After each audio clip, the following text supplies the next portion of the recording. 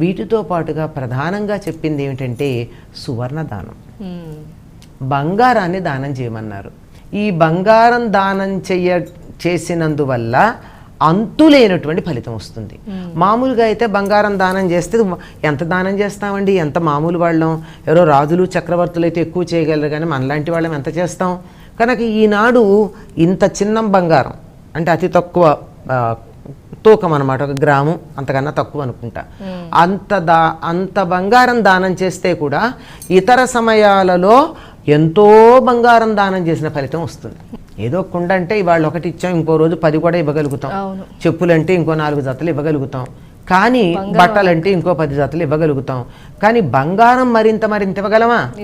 కనుక నేను కొద్దిగా బంగారం దానం చేస్తే కూడా అంతులేని బంగారం దానం చేసిన ఫలితం కావాలి అంటే ఈనాడు కొంచెం బంగారం దానం చేయాలి.